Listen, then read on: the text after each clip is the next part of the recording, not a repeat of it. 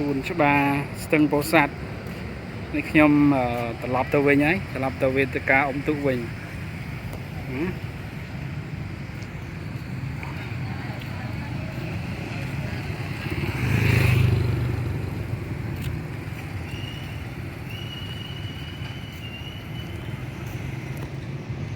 ត្រឡប់ទៅវិញ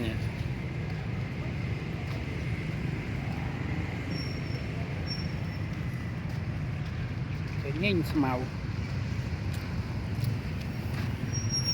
เป็นเซฟเลยស្មៅ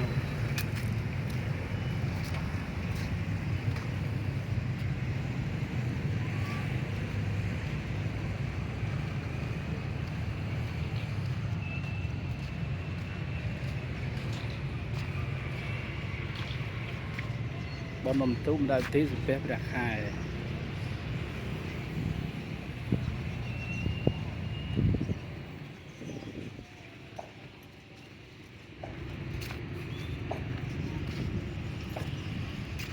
ស្ពានថ្ម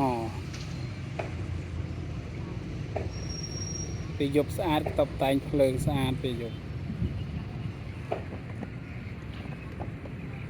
ដើមច័ន្ទគិរីធំៗណានៅត្រៃអង្កើត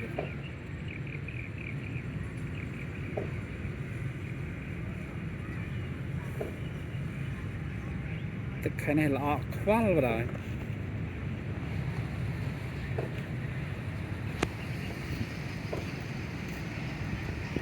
កាទេណាដល់មកនេះត្រូវខ្យល់អញ្ចឹងទៅបក់ល្វិចល្វិចបែបធម្មជាតិស្រស់ស្រាយ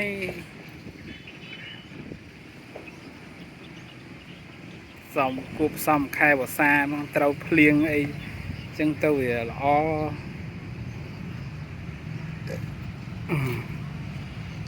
យើងធ្វើដំណើរទៅវិញ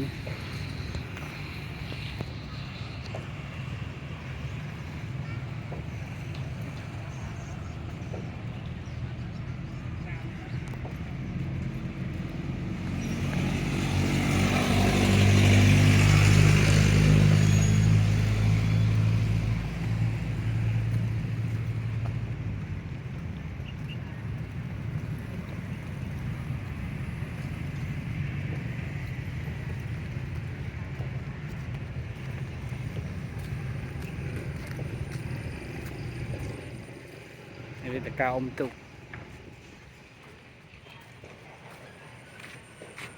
ជាមានដើមថ្នោតមួយស្អាតទៀតនៅក្បែរហ្នឹងមាន2សាងខាងទៅល្អបណ្ដោយមានតែមួយដើមថ្នោតអត្តសញ្ញាណរបស់ខ្មែរបងប្អូនណាជាមានម្ដងមាន2ដើមមកអេមសេមបាន